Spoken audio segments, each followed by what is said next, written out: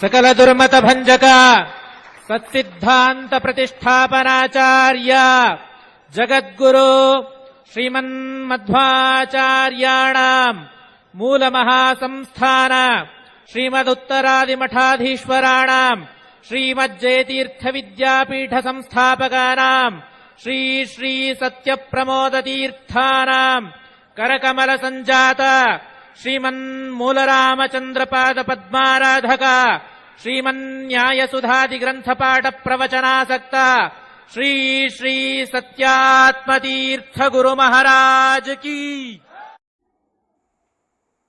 श्री गुरुभ्यो नमः। हरिः ओम्। यत्पदं वेदसंवेद्यं कटाक्षेणापि वीक्षितुं न क्षमन्ते विमतयस्तमुपासे श्रियः पतिम्। मयि स्थितो मदङ्गेषु स्वतन्त्रो व्याप्तवान् हरिः स विष्णुश्चास्वतन्त्रं मां स्वेच्छया वर्तयत्यजः।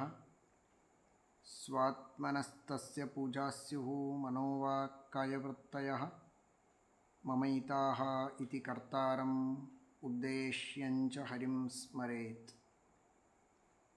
धर्मविज्ञानवैराग्यपरमैश्वर्यशालिनः आनन्दतीर्थभगवत्पादान् वन्दे निरन्तरम्।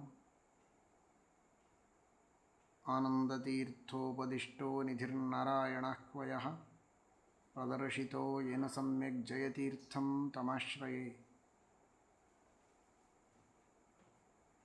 नौमिन्यायसुधादिकृज्जयमुनीन् श्रीपादराट्सन्मणीन् व्यासार्यान् विविधागमब्धिविहरान् श्रीवादिराजानपि वन्दे हंसवरान् रघुत्तमगुरून् वैदग्ध्यवरां निधीन् श्रीसत्यव्रतराघवेन्द्रमुनिपान् सद्बोधसध्यानपान् सत्याभिज्ञकराब्जोत्थान् पञ्चाशद्वर्षपूजकान् सत्यप्रमोदतीर्थार्यान् नौमिन्यायसुधारतान्।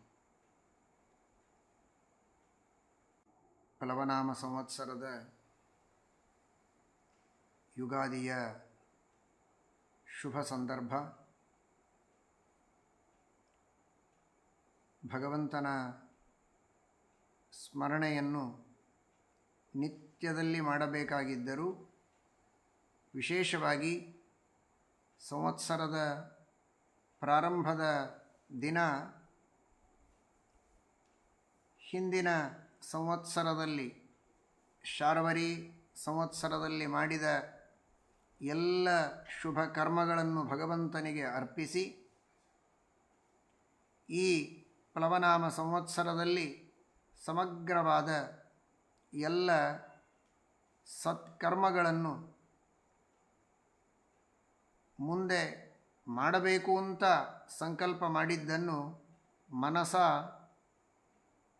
ಮೊದಲೇ ಸಮರ್ಪಣೆಯನ್ನು ಮಾಡುವುದಕ್ಕೆ ಇದೊಂದು ಸದವಕಾಶ.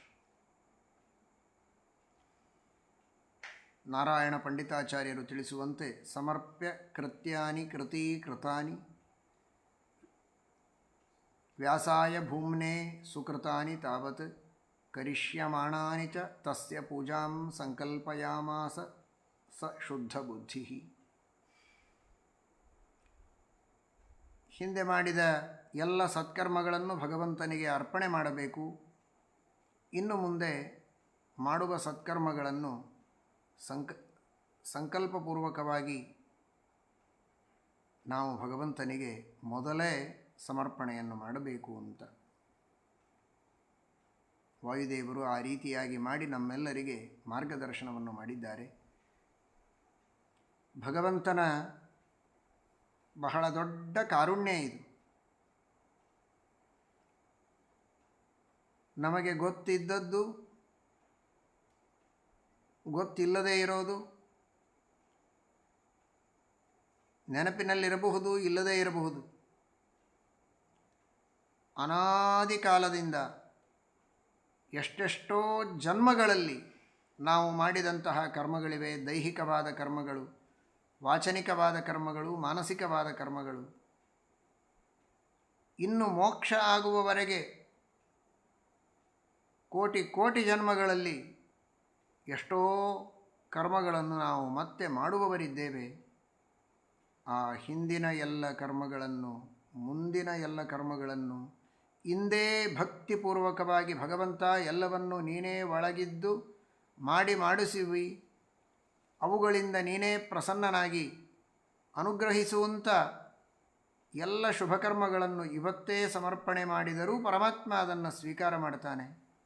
ನಾಳೆ ಸಮರ್ಪಣೆ ಮಾಡಿದರೂ ಮತ್ತೆ ಸ್ವೀಕಾರ ಮಾಡ್ತಾನೆ, ನಾಡದ್ದು ಮಾಡಿದರೂ ಸ್ವೀಕಾರ ಮಾಡಿ ಅನುಗ್ರಹವನ್ನು ಮಾಡ್ತಾನೆ. ಇದು ಆ ಭಗವಂತನ ಕಾರುಣ್ಯ. ಅಂತಹ ಒಂದು ದೊಡ್ಡ ಅವಕಾಶವನ್ನು ಭಗವಂತ ನಮಗೆ ಕರುಣಿಸಿದ್ದಾನೆ ಅಂತ ಶ್ರೀಮದ್ ಆಚಾರ್ಯರು ತಿಳಿಸಿಕೊಡ್ತಾರೆ, ನಾರಾಯಣ ಪಂಡಿತಾಚಾರ್ಯರು ಕೂಡ ತಿಳಿಸಿಕೊಡ್ತಾರೆ. ಆ ರೀತಿಯಲ್ಲಿ ನಾವು ಹಿಂದಿನ ಅನಂತ ಜನ್ಮಗಳಲ್ಲಿ ಮಾಡಿದ ಕರ್ಮಗಳನ್ನು, ವಿಶೇಷವಾಗಿ ಈ ಶಾರ್ವರಿ ಸಂವತ್ಸರದಲ್ಲಿ ಮಾಡಿದ ಕರ್ಮಗಳು, ಹರಿನಾಮ ಸ್ಮರಣೆ ಇರಬಹುದು, ವಿಹಿತವಾದ ಕರ್ಮಗಳ ಅನುಷ್ಠಾನ, ಪರೋಪಕಾರ, ಸಚ್ಚಾಸ್ತ್ರಗಳ ಶ್ರವಣ, ಯಜ್ಞಯಾಗಾದಿಗಳು, ಸ್ನಾನ ಸಂಧ್ಯಾವಂದನಾದಿಗಳು, ಅವರವರ ವರ್ಣಾಶ್ರಮಗಳಿಗೆ ವಿಹಿತವಾದ ಯಾವುದೇ ಸತ್ಕರ್ಮಗಳಾಗಿರಬಹುದು, ಆ ಎಲ್ಲ ಸತ್ಕರ್ಮಗಳನ್ನು ಸಮರ್ಪಣೆ ಮಾಡೋಣ. ಅದರಂತೆ ಪ್ಲವನಾಮ ಸಂವತ್ಸರದ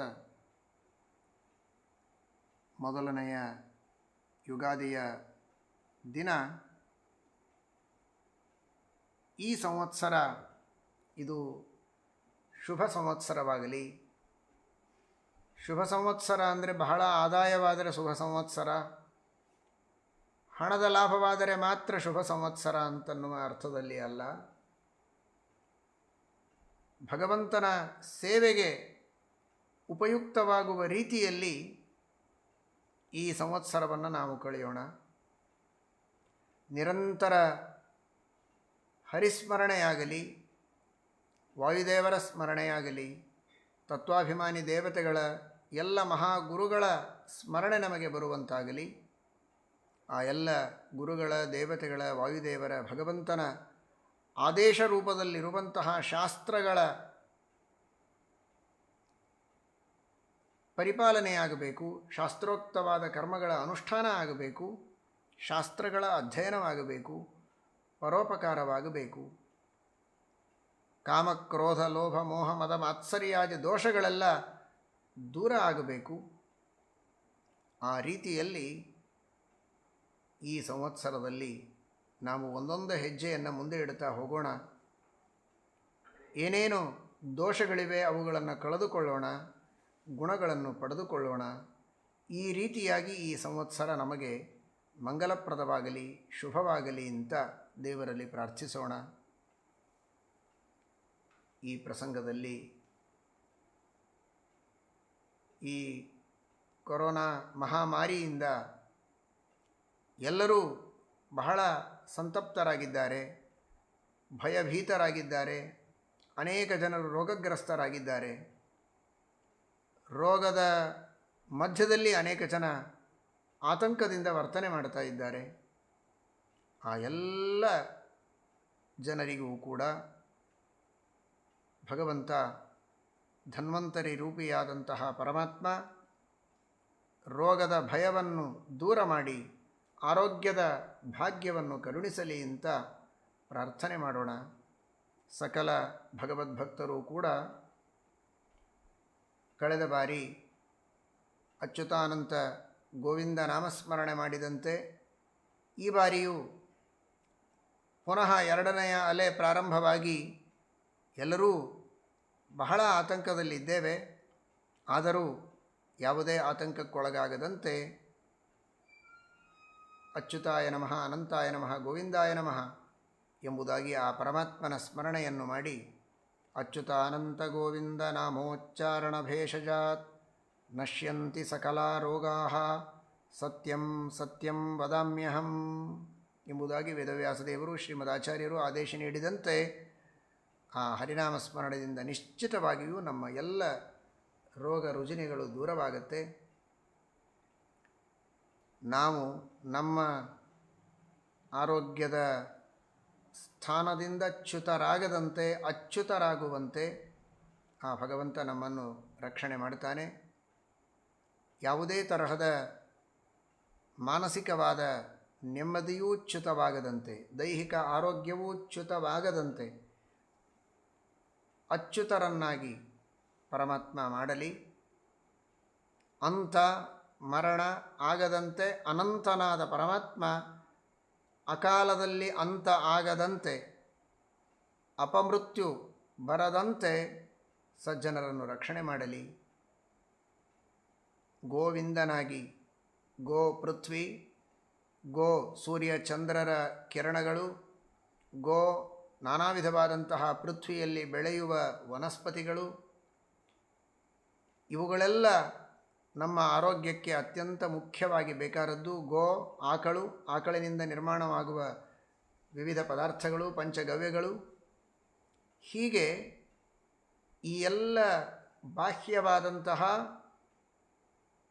ಕಿರಣ, ನೀರು, ಪೃಥ್ವಿ, ಗೋವುಗಳು ಇವುಗಳೆಲ್ಲವುಗಳಲ್ಲಿ ಇದ್ದು ಆ ಔಷಧೀಯ ಗುಣಗಳನ್ನು ಸೃಷ್ಟಿ ಮಾಡಿ ಅವುಗಳನ್ನು ರಕ್ಷಣೆ ಮಾಡುವ ಆ ಗೋವಿಂದ ಪರಮಾತ್ಮ ನಮ್ಮ ರೋಗಗಳನ್ನು ಕಳೆಯಲಿ. ಗೋ ಅಂದರೆ ಶಾಸ್ತ್ರಗಳು. ಆ ಶಾಸ್ತ್ರಗಳಿಂದ ಪ್ರತಿಪಾದ್ಯನಾಗಿ ಶಾಸ್ತ್ರಗಳನ್ನು ಉಪದೇಶ ಮಾಡುವ ಶಾಸ್ತ್ರ ಪ್ರತಿಪಾದ್ಯನೂ ಆದ ಪರಮಾತ್ಮ ನಮಗೆ ಆ ಶಾಸ್ತ್ರೋಕ್ತವಾದ ಕರ್ಮಗಳ ಅನುಷ್ಠಾನವನ್ನು ಮಾಡಿ, ಶಾಸ್ತ್ರೋಕ್ತವಾದ ಭಗವಂತನ ಮಹಿಮೆಗಳ ಅನುಸಂಧಾನವನ್ನು ಮಾಡಿ, ಮನಸ್ಸಿನಲ್ಲಿರುವಂತಹ ಕಾಮಕ್ರೋಧಾದಿ ದೋಷಗಳನ್ನೂ ಕಳೆದುಕೊಳ್ಳುವಂತೆ ಆ ಗೋವಿಂದ ನಮ್ಮನ್ನು ಕಾಪಾಡಲಿ ಅಂತ ಪ್ರಾರ್ಥಿಸಿಕೊಳ್ತಾ, ಅಚ್ಯುತಾಯ ನಮಃ, ಅನಂತಾಯ ನಮಃ, ಗೋವಿಂದಾಯ ನಮಃ ಅಂತ ಭಕ್ತಿಯಿಂದ ಎಲ್ಲ ಸಜ್ಜನರು, ಪುರುಷರು, ಸ್ತ್ರೀಯರು ಆ ಭಗವಂತನ ಸ್ಮರಣೆಯನ್ನು ಮಾಡಿ ಪರಮಾತ್ಮನ ಅನುಗ್ರಹವನ್ನು ಪಡೆಯಿರಿ. ಇದು ಪ್ಲವ. ನಾವೆಲ್ಲ ಸಂಸಾರದ ಸಾಗರದಲ್ಲಿ ಮುಳುಗಿದ್ದೇವಲ್ಲ, ಮುಳುಗಿದಂತಹ ನಮ್ಮನ್ನು ದಾಟಿಸಿಕೊಂಡು ಹೋಗಬೇಕು. ದಾಸರು ಹೇಳುವಂತೆ ಈಸಬೇಕು, ಇದ್ದು ಜಯಿಸಬೇಕು ಅಂತ. ಹಾಗೆ ಈ ಸಂಸಾರ ಸಾಗರವನ್ನು ದಾಟಿ ನಾವು ಆಚೆಗೆ ಹೋಗಬೇಕಾಗಿದೆ. ದಡ ಸೇರಿಸೋ ಭವದ ಕಡಲಿನ, ಈ ಸಂಸಾರದ ಸಾಗರದ ದಡವನ್ನು ಮುಟ್ಟಬೇಕಾಗಿದೆ, ದಾಟಬೇಕಾಗಿದೆ. ಅದನ್ನು ದಾಟಿಸುವ ಆ ಪ್ಲವನಾಮಕನಾದ ಪರಮಾತ್ಮ ನಮ್ಮನ್ನು ಕೈ ಹಿಡಿದು ದಾಟಿಸಿಕೊಂಡು ಹೋಗಲಿ. ಈ ಸಂಸಾರದಿಂದ ಉದ್ಧತರನ್ನಾಗಿ ಮಾಡಿ ಉತ್ತಮವಾದಂತಹ ಮೋಕ್ಷ ಸಾಧನದ ಮಾರ್ಗದಲ್ಲಿ ನಮ್ಮನ್ನು ನಡೆಸಿಕೊಂಡು ಹೋಗಲಿ ಅಂತ ಆ ಭಗವಂತನಲ್ಲಿ ಪ್ರಾರ್ಥನೆ ಮಾಡೋಣ. ಸಕಲ ಭಗವದ್ಭಕ್ತರಿಗೂ ಕೂಡ ನಮ್ಮ ಗುರುಗಳಲ್ಲಿ ಅಂತರ್ಯಾಮಿಯಾದ ತತ್ವಾಭಿಮಾನಿ ದೇವತೆಗಳಲ್ಲಿ ಆದ ಭಾರತೀರಮಣ ಮುಖ್ಯಪ್ರಾಣ ಅಂತರ್ಗತ ಮೂಲರಾಮ ದಿಗ್ವಿಜಯರಾಮ ವೇದವ್ಯಾಸದೇವರು, ವಂಶರಾಮದೇವರು, ಪ್ರಸನ್ನ ವಿಠ್ಠಲ ದೇವರು ಎಲ್ಲರಿಗೂ ಈ ಪ್ಲವನಾಮ ಸಂವತ್ಸರದಲ್ಲಿ ವಿಶೇಷವಾಗಿ ಅನುಗ್ರಹವನ್ನು ಮಾಡಿ ಆರೋಗ್ಯ ಭಾಗ್ಯವನ್ನು ನೀಡಿ ಎಲ್ಲ ವಿಧವಾದ ಸಾಧನೆಗಳಿಗೆ ಬರುವ ವಿಘ್ನಗಳನ್ನು ದೂರ ಮಾಡಿ ಆ ಭಗವಂತನ ಆದೇಶದಿಂದ ತಿಳಿದು ಬಂದ ವಿಹಿತವಾದ ಸತ್ಕರ್ಮಗಳನ್ನು ಅನುಷ್ಠಾನ ಮಾಡುವ ಶಕ್ತಿ ಹಾಗೂ ಸದವಕಾಶಗಳನ್ನು ಕೊಟ್ಟು ಶಾಸ್ತ್ರಗಳ ಅಧ್ಯಯನ ಪಾಠ ಪ್ರವಚನಗಳನ್ನು ಮಾಡುವ, ಸಚ್ಛಾಸ್ತ್ರಗಳ ಶ್ರವಣ ಮಾಡುವ ಸೌಭಾಗ್ಯವನ್ನು ನೀಡಿ ಪರೋಪಕಾರವನ್ನು ಮಾಡುವಂತಹ ಒಂದು ಸದವಕಾಶವನ್ನು ಕರುಣಿಸಲಿ. ವಿಶೇಷವಾಗಿ ಕಷ್ಟದಲ್ಲಿ ಇದ್ದಂತಹ, ಬಡತನದಲ್ಲಿ ಇರುವಂತಹ ಜನರಿಗೆ ಎಷ್ಟು ಸಾಧ್ಯವೋ ಅಷ್ಟು ಶಕ್ತಿ ಇದ್ದಷ್ಟು ಸಹಾಯ ಮಾಡುವ ಸದ್ಬುದ್ಧಿ ಹಾಗೂ ಸದವಕಾಶಗಳನ್ನು ಸಜ್ಜನರಿಗೆ ಭಗವಂತ ಕರುಣಿಸಲಿ. ಆ ಮೂಲಕವಾಗಿ ಭಗವಂತನ ಸೇವೆಯಾಗಲಿ. ನಾನಾ ಜನಸ್ಯ ಶುಶ್ರೂಷಾ ಕರ್ಮಾಖ್ಯ ಕರವನ್ಮಿತೇ ತಸ್ಯ ಪ್ರಾಣ್ಯುಪಕಾರೇಣ ಸಂತುಷ್ಟೋ ಭವತೀಶ್ವರ ಅಂತ ಶ್ರೀಮದಾಚಾರ್ಯರು ಆದೇಶ ನೀಡಿದಂತೆ ಎಲ್ಲರ ಅಂತರ್ಯಾಮಿಯಾದ ಪರಮಾತ್ಮನನ್ನು ಸಂತೋಷಪಡಿಸಿದರೆ ಅದು ನಿಜವಾದ ಭಗವಂತನ ಪೂಜೆ. ಪ್ರತಿಮೆಯಲ್ಲಿ ಅಂತರ್ಯಾಮಿಯಾದ ಪರಮಾತ್ಮನ ಪೂಜೆಯೂ ಅತ್ಯಂತ ವಿಹಿತವಾದದ್ದು, ಮಾಡಲೇಬೇಕು.